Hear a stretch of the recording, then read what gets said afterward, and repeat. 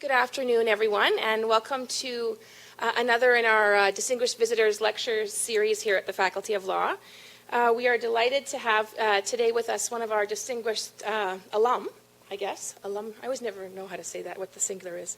Merrell-Anne Phare, who is the Executive Director of and Legal Counsel with the Centre for Indigenous Environmental Resources, which is a national organization with its headquarters here in Winnipeg.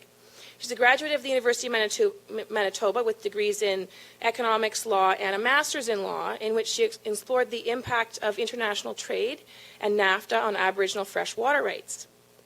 She works at the national and international level to develop and implement sustainable solutions to address environmental issues affecting First Nations lands and resources. Among other things, I thought it was interesting, she's been a member of Canada's delegation to the United Nations Commission on Sustainable Development and represented the Assembly of First Nations on Canada's delegation to the first meeting of the parties to the Kyoto Protocol. Her recent book, which I understand has been nominated for a Manitoba Book Award for first book, Denying the Source, The Crisis of First Nation Water Rights, was just published in 2009. Please join me in welcoming Merrell-Anne Phare to the Faculty of Law.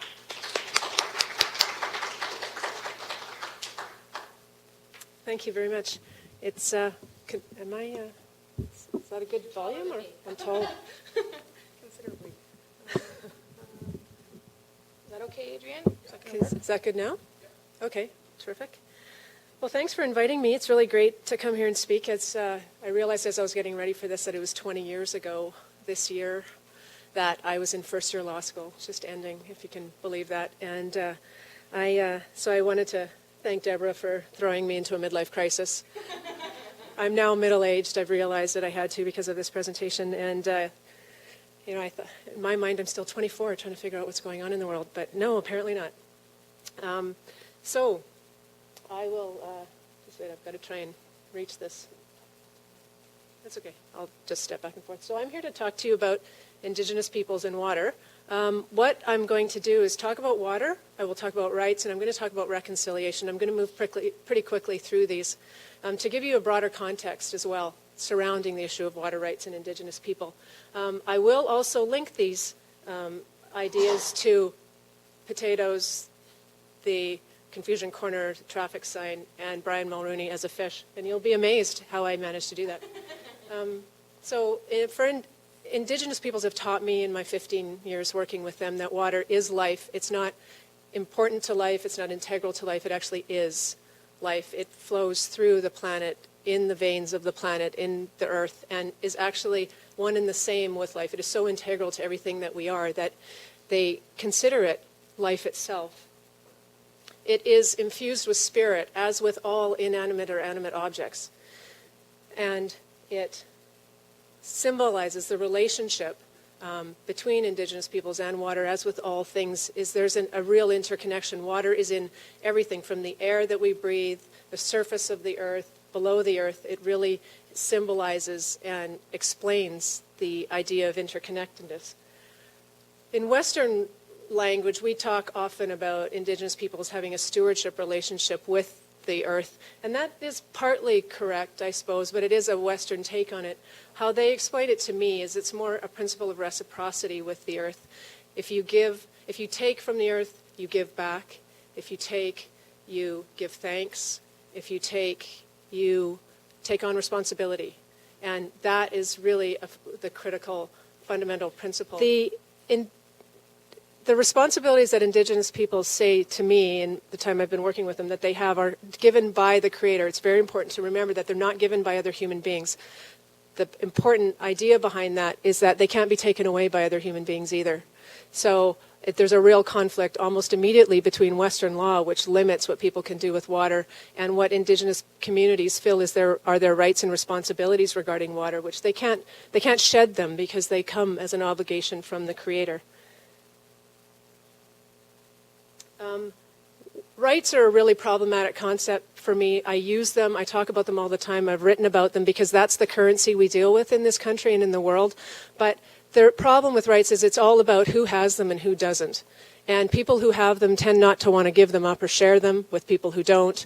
It tends to be that humans have them and nobody else really has them. Other elements of the natural world either don't have them or humans are the proxy for those entities. And it creates all sorts of tensions. And so I always talk about them because that's what we have to do, but there is that really important limitation.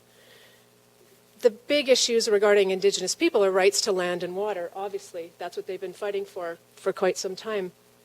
When you talk about land and water, the fundamental questions are these questions. Who can take from the land and water? Who lives on it? Who decides? Who owns it? These are the issues that are constantly talked about, and there's two very different perspectives from most of the Indigenous peoples I work with and what Western law and Western political systems say. Those different perspectives have resulted in quite a few increasing numbers of communities standing up for what they feel their rights are and saying no to development, saying no to things proceeding unless their issues are addressed. These are just some examples, Grassy Narrows and others in the last few years, some of which have been ongoing for quite some time. You ask yourself, I ask myself, how did it come to this? To answer this question, I'm going to go back quite a few years, many hundreds of years actually. This gentleman, I don't know if anybody knows who this person is, John Locke. You might have heard of him. He wrote about natural law around in the 1600s, 1650 to 1700. I happen to like that particular part of his writings, but another thing that he wrote about was the labor theory of property, which actually talks about the fact that if you work the land with your hands and you convert it to something else, and you can show that you physically worked that land, it becomes your property. That's the labor theory of property. It was a fundamental principle in English history. It was operating at the time the Hudson's Bay Company received the grant to come to Canada. And in that theory, living off the land is not working it. It's not converting it. It's living off of it. And this particular approach that Indigenous people had in the territories at this time wasn't recognized. It formed the basis, though, of the way countries colonized the Western Hemisphere. The idea of conversion of natural spaces, quote-unquote uninhabited spaces, to property was fundamental to the ideas behind colonization. And you can see the North and South America really divided up according to country. And it led to, over time, the property. If you have property, you have somebody who owns property, you have legal systems that back up the ownership of that property, and you have governments that back up the legal systems. And so ultimately, here in Canada, this resulted in the creation of our country in 1867. Our first constitution was at this time. This is when the federal and provincial governments were created. This is when Section 9124 was created, which is obviously the section of the Constitution that gives jurisdiction to the federal government over Indians and lands reserved for Indians. If you have land and colonization in this country, what it meant at that time was the creation of treaties to actually address the remaining parts of Canada that were wanting to be resolved in favor of the settlers. We had to deal with creating treaties with the Indigenous people. It does represent a kind of schizophrenia because you can see at one time you've got the government creating a section in the Constitution that places Indigenous peoples essentially as wards, as under the control of the jurisdiction of a branch of government, and at the same time, because the treaties happen from about the numbered treaties that deal with land cession happened between about 1871 to 1921. Virtually the same period of time, you've got them dealing with Indigenous people as nations, government to government, creating land cession treaties. So it's kind of a conflicting approach. And that conflicting approach, it's an example of one of the treaties, it filters through to this day. There's a constant tension of control over versus independence and self-government, and the tension between how that's resolved. It's very challenging. It has resulted in many of these things that we are all familiar with, some very tragic elements of Canadian history. I am today talking a little bit about the last one, about rights. In 1982, when our country repatriated its constitution, we developed, of course, the Charter of Rights and Freedoms. We also created Section 35(1). After many, many years of First Nations and other Aboriginal peoples fighting very hard to have their rights recognized at a constitutional level. The problem with Section 35(1), while it affirms existing Aboriginal and treaty rights, nobody really knows what that means. And it's been a long time, ever since that time, ever since 1982, that we've been trying to figure out, these people actually, the Supreme Court, have been trying to figure out and explain to all of us what is included in Section 35(1), what are the rights that are there. They've been talking about, and people have debated, and cases have gone through about education, about hunting, fishing, trapping, self-government, policing, everything to do with many cultural and spiritual kinds of aspects of Indigenous life. Whether are these things included in the package of Aboriginal rights protected by Section 35(1), of course, land and water. The issue is, and this is just a short summarized list, you would know as well as I would what all the cases, how they approach dealing with Aboriginal rights. I kind of think of it as a shopping list almost approach, where it's very situation by situation, case by case, right by right, narrowly focused as often as you can get it. It's not the big overarching questions, and this approach is squarely conflicts with one particular resource, and that's water, because water is just so ubiquitous.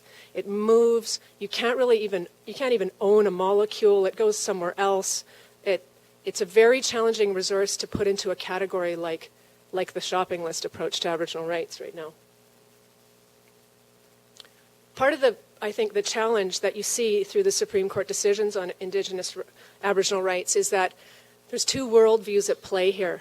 From my experience in talking to Indigenous people. One is their definition of broadly based Indigenous rights, inherent rights, which are really everything about being human, everything about controlling your destiny, building your community, protecting your lands and resources for the future, reconciling the past. It's all about everything as human beings. When you compare that, though, to the way the Supreme Court is looking at Indigenous rights, they just look at a very narrow group of rights. They're calling them Aboriginal rights.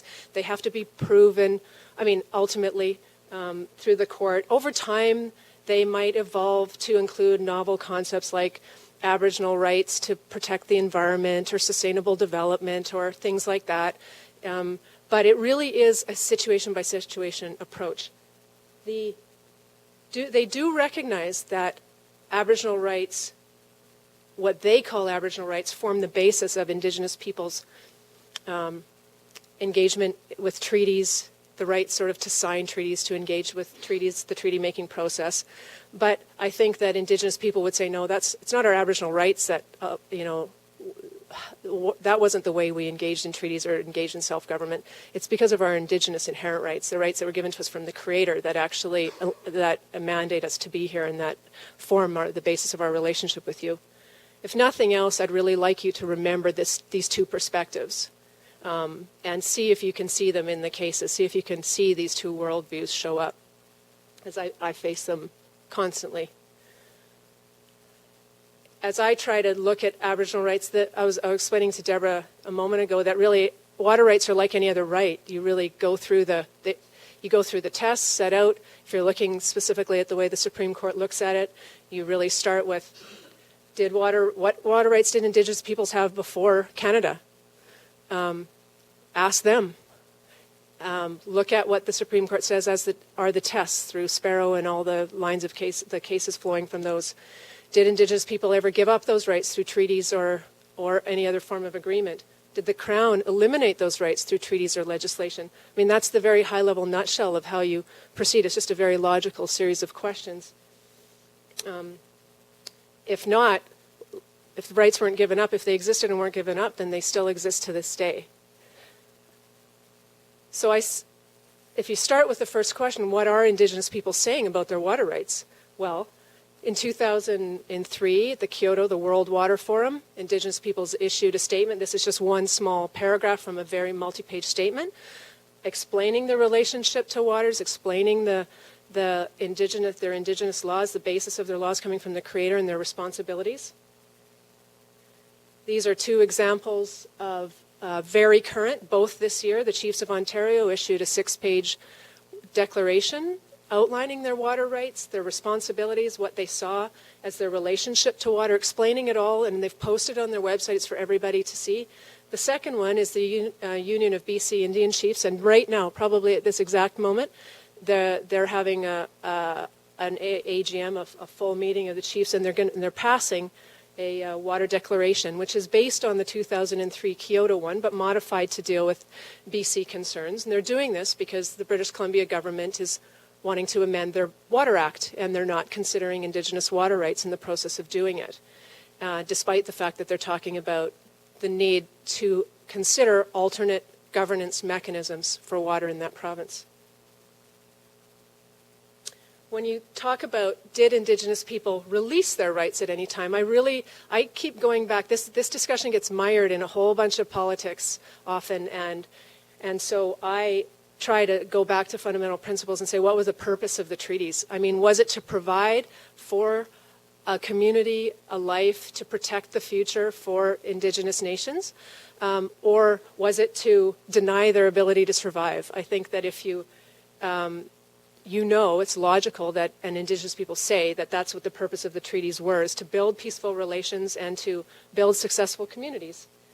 And none of the treaties actually say that they ceded water rights. There's some logic, water's attached to land and that kind of thing that we have to kind of wade through. But some treaties talk about rights to navigation, wanting to preserve rights to navigation. Others talk about irrigation, and you can imply in that possibly access to water. But when you look at the principles of treaty interpretation and resolving ambiguities in the as set out in Badger, and resolving ambiguities in favor of Indigenous people, and the fact that for 100 years, 150 years, Indigenous people have been saying we never gave up our water rights, I think there's a case to be made that they haven't through the treaties. When you look at Canada's intention, if you ask yourself what was Canada's intention at that time, this gentleman, Jack Glenn, who wrote about the Oldman River Dam and the impact of that dam in Alberta on the Pagan Nation, the Piikani people, and I'll talk a little bit about a settlement with that nation because of severe impacts on their water rights from this dam. This is a really interesting quote, and it highlights the extreme difficulties that governments are in right now. One, the quote is basically saying, if we deny that there are treaty rights to water, we're admitting that we swindled First Nations way back when we signed the treaties. And if now we accept that there are treaty rights, then it shows that since that time, we've been swindling First Nations because we've over-allocated the water. We've given the water away to everybody else except them. And it shows that there's a real challenge in the government's policy approach to water and water rights for Indigenous people. The legislation, though, the history in Western Canada, at least, about water reflects this. There's that same battle for control between the federal and provincial governments. It's been there for a long time. The Northwest Irrigation Act was passed to deal with irrigation, to encourage settlement. It wasn't to deal with extinguishing Aboriginal rights. In Manitoba and Saskatchewan and Alberta, we were created here in 1870 and the other two provinces in 1905. None of the land transferred to our provinces until 1930. So that's a 60-year time lag when it came to Canada. And it took another 8 years. That was through the Natural Resources Transfer Agreements. It took another 8 years for another constitutional amendment that's not talked about very often to clarify whether or not water was included in that transfer. The provinces and the federal government fought about it for almost a decade. It's in the Hansard debates of Parliament at that time. Going back and forth, all this lack of trust, nobody knows. They finally clarified it, that water was indeed transferred as part of the Natural Resources Transfer Agreements. Those agreements are subject to existing rights at the time, and all First Nations assert that those rights include water rights, these existing rights at the time. And What's really interesting, though, what I take from this is that look at how long the federal and provincial governments took and how between them there was all this uncertainty. Well, First Nations have never been part of that discussion. They've never had the opportunity to say, let's sit down and talk about where we fit into this water picture. And I think given the existence of their numerous rights that are either impacted directly or indirectly by this, they should have that opportunity. The last federal statement regarding Indigenous water rights of any kind is in 1987. It's the federal water policy. This water policy deals with a whole bunch of things across Canada regarding water. It's at the federal level only. The day after it was written, it was ignored. It's never been implemented. It's still on the Environment Canada website, but it's never, everybody who works in the water field kind of goes, we don't know why it's there. But they do recognize there's a whole page talking about Native people's interest in water and the need to negotiate and to do all these kinds of things to resolve what water entitlements First Nations have. Provincially, it's a very different matter. Provincially, all provinces in Canada have been very assertive in terms of saying we own this water. There's only Ontario and PEI that don't say that in their legislation. Every other province says we own the property in and the rights to the water. So they've designated it as property and they say we own it all. In Manitoba, it's the Water Rights Act that does that. But there's also, we've got a number of pieces of legislation here. Other provinces have similar kinds. The Water Power Act here, which deals with water power, hydropower essentially. The Water Resources Conservation Act, which deals with diversions. That's Jack Nicholson, by the way, in Chinatown, which is a water diversion movie for movie buffs. And these are all plans that have existed at one time or another that actually deal with massive scale diversions. So the Water Resources Conservation Act actually tries to prohibit that in Manitoba. The Water Protection Act is actually a great piece of legislation. It's just not implemented enough, but it actually deals with, it recognizes this idea of source water, watershed level planning. We need to protect where the water comes from, not just continually treat it at the end after we've polluted it, right? So source water, important here. The thing is, though, none of these pieces of legislation specifically state, and that's the Sparrow test, does it state its intention to extinguish or limit an Aboriginal right? They don't. There's numerous pieces of current litigation going through the country. These are some of them. They all are approaching it slightly differently. These are all initiated by First Nations. Some of them are going at the water itself, some are water quality, some are the title to the beds and riverbanks. It's all different. They're sometimes moving up. They're all at different stages. And I can, if anybody's interested, I can certainly keep you posted, or you can follow them yourself. And we'll see what happens. To date, there has never been a case that has made it to the Supreme Court or actually any other level court that's determined that there exists or doesn't exist, a water right exists or doesn't exist. It's come very close, though, saying, for example, like Sanacton Marina talked about the community's right to prohibit development in a marina in order to protect the fish. So, you know, you're protecting the habitat of that, the resource.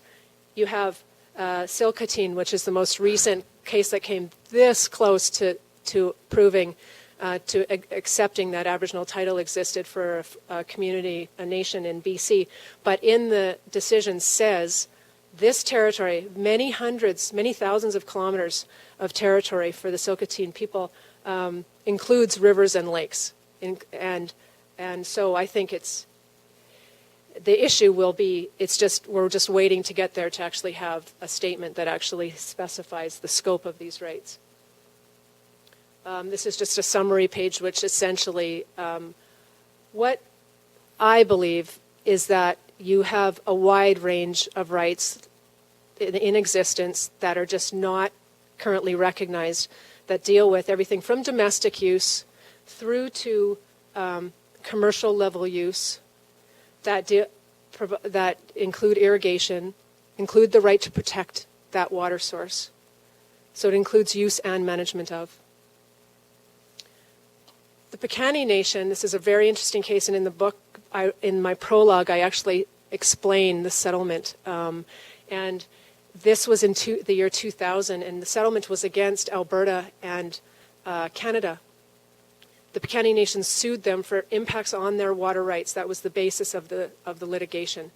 And Canada and Alberta settled with them for many hundreds of millions of dollars, and a guaranteed flow of water from the Oldman River, and a whole series of issues. Piikani had to agree never to sue again, obviously sort of some standard terms of settlement. But in my view, especially given the water pressures facing Alberta, there is no way that that province would settle on a water rights claim if they weren't at serious threat there from many First Nations for water rights claims. It was based on, the Piikani asserted their case based on the Winters Doctrine, which is an American legal doctrine that was created in 1905, and it is the doctrine of essentially implied rights or reserved water rights. All of the west of Canada and the U.S. allocated water when these countries were created by a doctrine called prior allocation. Whoever showed up first got to use the water. Whoever showed up next, then they could use the water, but it was first in line, first in right is the doctrine.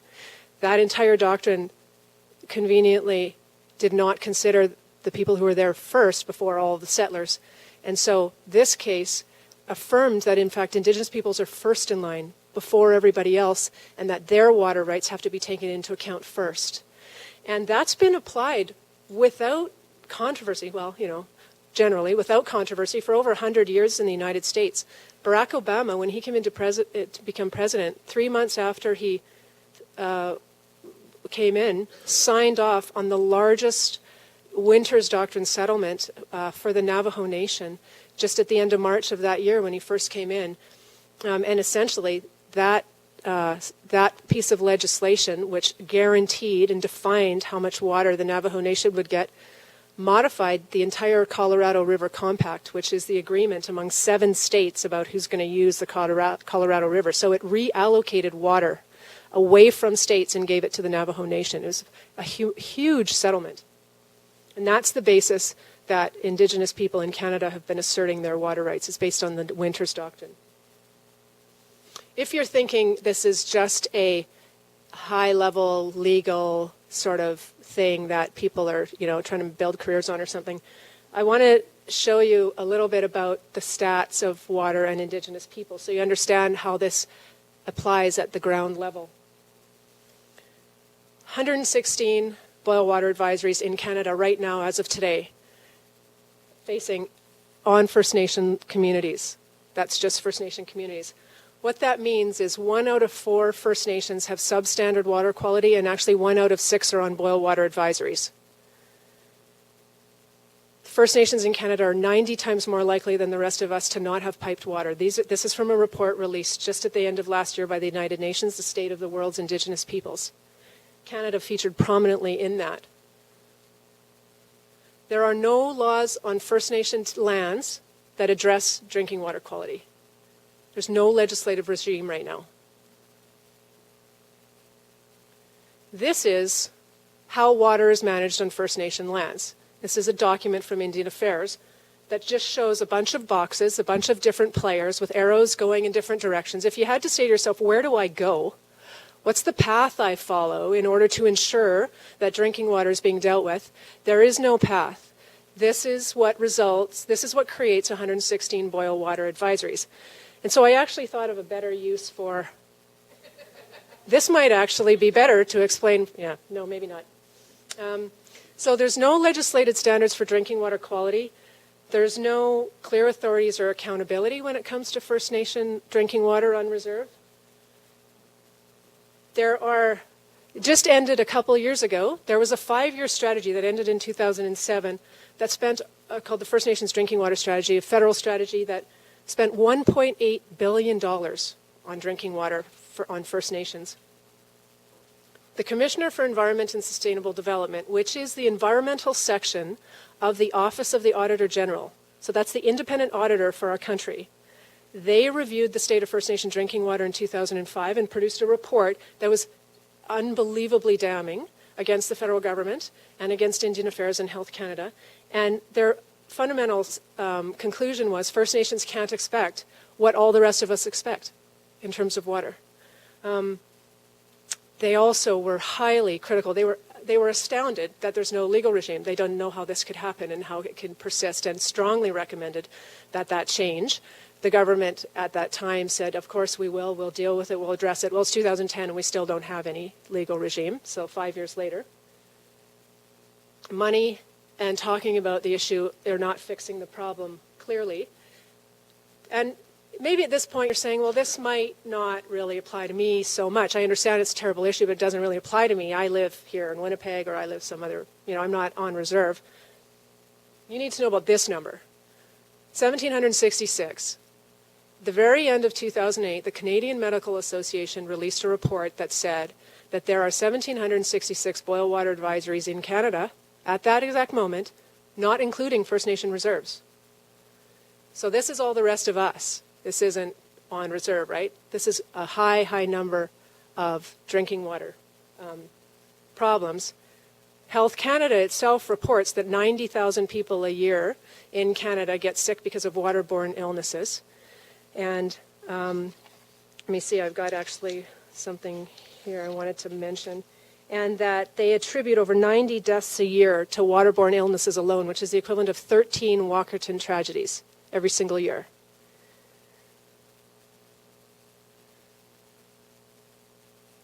One of the issues that we have, I think, in how we treat water in this country is we think we've got a lot of it.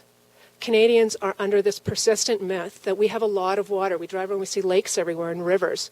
In fact, what we have is 6.5% of the renewable freshwater supply in the world.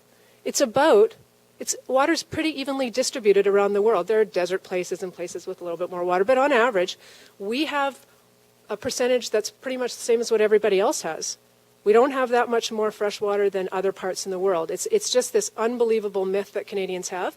And the problem as well is that our water flows north away from where we are. We are all here in the south, and most of the water that is even in this 6.5 is where we aren't. We have to pipe it backwards against gravity, or it's going away from us. So we have this issue with how much water is actually available.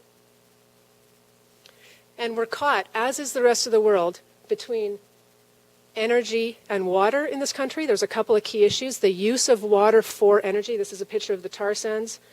And on the right is the Rainforest Action Network, who do crazy stunts, but they bring a lot of attention to the issue of how much water is used to make oil and how much water is polluted through the use of oil. We also have an issue of food and water in this country. How much water we use to make food. Another way of, there's the potatoes. Another way of looking at this is that, and I couldn't get stats from Manitoba, or I would have shared them. I asked, I just didn't get any yet. 45% of water used in Alberta, for example, is used for irrigation. Only 10 or 15% is actually used for energy production, like oil sands production. Irrigation and food is a massive use of water. And another way to look at it is, look at the things around you, your clothing, your computers, the food you eat, and ask yourself, how much water did it take to create that thing? That's called embedded water or virtual water. And right here you can see, for one hamburger, it takes 2,400 liters of water. In fact, 95% of the water we use is embedded water in food or industrial goods. These are estimates from the Water Footprint Organization, and you can see their stuff online, or Tree Hugger. They have water calculators. You can see that for this bottle right here, one of the most 8.4 liters of water just to make the plastic to hold 500 liters of water. 500 mLs of water, I mean. So it's quite deceptive what we think, 90,000 liters to make a pair of jeans. So we have competition, clearly, between different uses of water. We have scarcity now. That's why this is becoming an issue.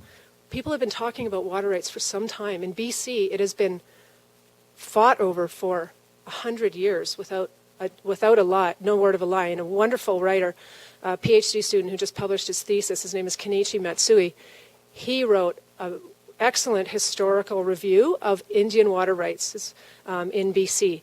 It's a history document, not legal, but he touches on a lot of legal issues. And so, it's been coming up for some time. it's resulted in quite a bit of overuse and degradation. I want to read to you a little thing that highlights the problem from an Alberta perspective. I really like criticizing people who aren't here. It's a lot easier that way. And this was produced by an organization in Alberta called Water Matters just last year. They say, we can stop this, what I'm going to explain to you. We can change the way things are heading, but I'm going to explain to you the way they're heading so you can understand that. In the next 20 years, Alberta will grow by 35%. 80% of that growth will be in Calgary and Edmonton, but only 20% of the water is there. Using Edmonton as an example, projections are that the rivers in Edmonton will decrease by 4 to 9% as a result of reduced runoff from climate change. At the same time, in central and southern Alberta, agricultural uses will go up 46%, commercial use will go up 50%, and petroleum use will go up 100%, petroleum use of water. Yet, as of 2006, 3 of the 4 watersheds in Alberta that water is taken from have been shut down. The Alberta government will not give out another water license from those watersheds because they are already over-allocated, and they've already given out too many licenses. And Alberta Environment itself states that it believes that of all those licenses that have been given out, only 55% of the water is actually being used. How much they could use, right? Like they are actually only using 55% of their entitlement. So you can see that you have a real problem with the way the graph lines are going in terms of water use versus availability. What are these people saying? I want to get back to them, what they're actually saying about this issue. What they're saying when it comes to Indigenous peoples and where they fit in on this water, impending water crisis is reconciliation is the road to peace. They keep saying that. Every single case they talk about reconciliation being the end point of the discussion on Aboriginal rights. It's about decisions. Every single decision that's made by a government at any level, by First Nation governments themselves as well, is an opportunity to achieve reconciliation in this country between Indigenous people and non-Indigenous people. You can see all the different places that decisions are made. You have them made by politicians regarding their platforms, regarding the deals they make to get elected. You have them at ministerial level once they're in, setting high-level commitments and programs at the department, how policies are interpreted, how programs and projects are developed, all the way through to what the proponent themselves does, what a company decides to do with their company in First Nation territories, whether they have permission or not, and all the way down to licensing. Every single place here is an opportunity to have a discussion that can promote or protect Indigenous water rights and the water itself. Reconciliation, as the Supreme Court of Canada talks about it, is making decisions that reconcile the past, the present, and the future in this country, the needs of First Nations with non-First Nations. They do not talk hardly at all, not nearly enough, about reconciling the needs of people with the environment, the ecosystem that we are dependent upon with the people. But they do talk about a cooperative negotiated approach instead of a litigation-based approach to addressing and implementing Indigenous rights.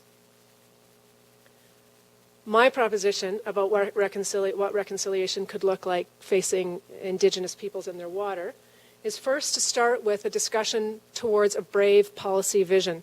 There is no policy structure in this country, Canada-wide, that deals with the federal role, the provincial role, municipal role, Aboriginal roles to deal with water. What is the vision we have for using this sacred resource, this resource that is not like any other resource? It is the one non-substitutable resource for life other than air, at least for humans.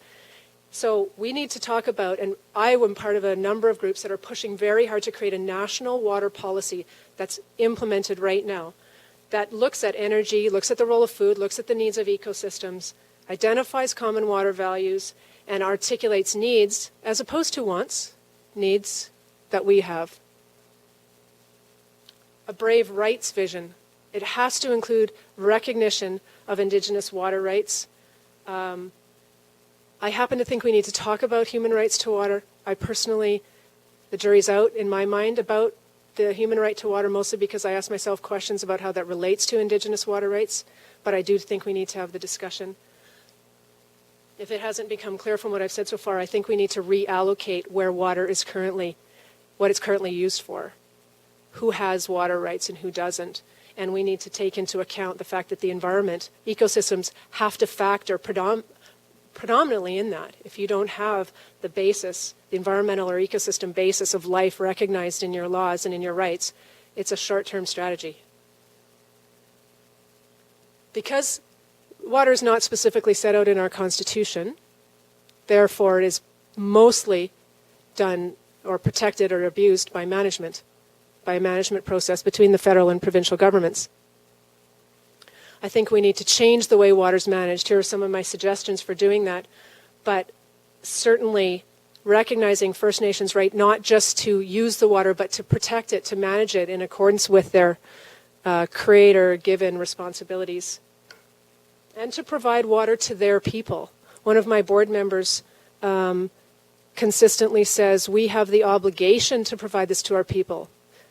You know, it's not just about pointing fingers at the federal government or the provincial governments. Indigenous peoples have the rights and the obligations to provide this for themselves. The outcome I would look for is a real meaningful discussion about limits. By limits, I mean limits to what we will convert into property. Will we convert everything into property? Is water one of the things that is property? Or can we say that maybe water might not be property? That maybe it is actually something different than that. It's a sacredly held thing in our world that is outside the property regime. We have sacred trusts with our governments that protect this for us, and that it doesn't become part of that system. The other limit is the limit to growth. The idea that we need to grow to survive, our economies need to grow to survive. You hear it in all the dialogue. If you haven't thought about this, if you're not a student of economics, you'll probably now hear it all the time. It's always, we have to have 2% growth in this country, otherwise we'll collapse, we'll die. Growth is fundamental at every level. I think there's other ideologies that you can rely on that ensure our survival. Growth isn't actually necessary for survival. And consumerism, this is the personal level of this issue. Everything that is degraded on this planet is as a result of individual choices to consume. I take that responsibility very personally. Whether or not we believe that the things that we buy increase our self-worth, they mean something to us in our life, they increase our value. Whether we buy into that or not, that's what drives the degradation of all ecosystems. Vine Deloria Jr., a very respected Native American law professor and philosopher, a wonderful man who passed away a number of years ago, stated in his book, Red Earth, White Lies, his greatest fear is that consumerism will in fact be the last wave of colonization of his people, if people don't choose something differently. So I'll end with a very quick story, because I wanted to give you 2 minutes and explain to you the organization that I work for and how it got created, what CERE, the Center for Indigenous Environmental Resources, actually does.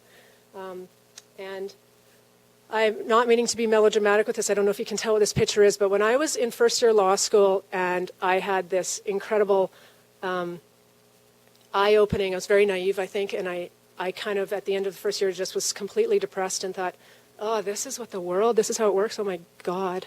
I don't know how I can do this, and I almost didn't continue. And one of the things that happened at the very end of the year, as I fell asleep one night studying for contracts and woke up at 2:30, contracts exam, and woke up at like 2:30 in the morning, and I saw this on TV, I'd fallen asleep in front of the TV. This is an image of the top part of a boat that's out fishing, and it's a fishing net. And there's a crane on the boat that's pulling the fishing net up to lift the fish out of the water. And caught in the net is a dolphin. That's that thing that in the middle. Do you see what I'm talking about? Okay. And I don't mean to be sentimental or melodramatic about this, because I know people need to eat. I'm not saying anything about that. But what I'm saying is that net kept going, and that dolphin was alive, and it got ground up and killed in the gear at the top. And what it felt like to me at that point is I had this profound realization that we are so distanced as human beings from the natural world, from the impacts of our behavior on the world around us. And it felt like just this incredible tragedy for me at that moment. I felt incredible pain watching that and thought, this is just so wrong. How did we get so distanced that all that matters is what we want, and the impacts of what we do doesn't matter hardly at all? The second thing that happened about 2 months later, was this man, Elijah Harper, who did one thing. It was in June 1990, and what he did was he said no. At that time, there was a constitutional amendment. In the 1982 Constitution, Quebec wanted to be recognized as a distinct society. That didn't work out. So Brian Mulroney decided to bring a second, the Meech Lake Accord, which was an agreement to try and rectify essentially that issue. And First Nations across the country were very concerned about how that might impact their rights.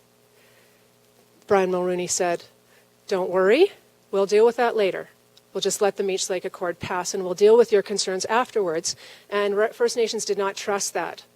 They didn't believe that would be the case. And so they found a loophole in Manitoba, a procedural loophole, as the accord was being passed through the legislature, and it stopped it. And it failed. The Meech Lake Accord failed. And I remember being absolutely moved by the bravery, for example, for just one part of these people, and also the power of their rights to actually accomplish change for them. I was just amazed that a relatively small group of people stopped a constitutional accord. Now, it wasn't the only thing. There were some other elements, and there's Brian. And he was livid. I remember seeing him on CBC. He was just livid, as was our premier at that time, Gary Filmon. They refused to acknowledge, for example, that it was First Nations actually that did this, because other provinces had problems and ended up not passing it. But I think the ball got started with First Nations. And but he looks weird, as a fish. Anyway, so this. Just wait. Boy, it never gets old, So the SEER was a couple of years after I graduated. I was working with First Nation people, and me and 10 other chiefs decided, 10 chiefs,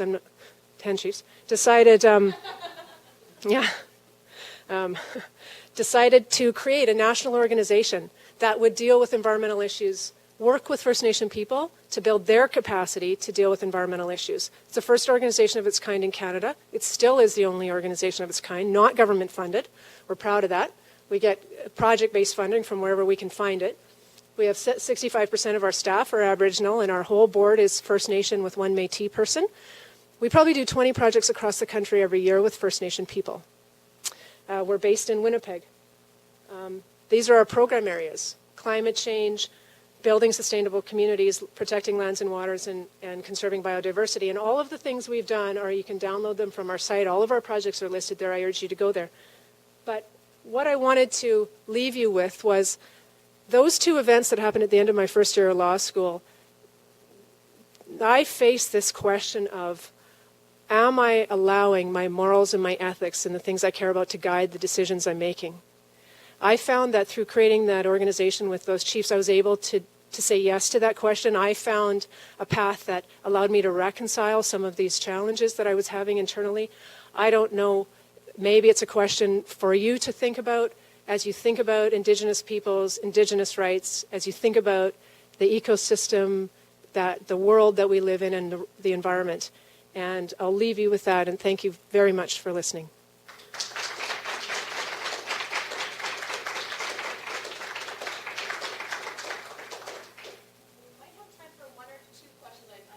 Right. You have some, at the federal level, they're doing, the Geological Survey of Canada is trying to get a handle on the groundwater sources we have. But yeah, one of the ways that this water myth kind of shows up is through continuous in fact, in Manitoba, the domestic use of groundwater isn't licensed at all. BC, it's not either. That's why they're doing the actual Water Act amendments, is they're trying to actually bring groundwater under the under the Act and have it be licensed. So you actually have this very peculiar kind of example of where water's not tracked. There's an assumption there's a lot of it, especially groundwater. You can't see it. Who knows what the boundaries are of it? And I think that's where that starts from, is this idea that there's a lot of it. So one of the fundamental pieces to address that is you have to begin to measure, absolutely, track allocations, take back water that's not used, that kind of thing.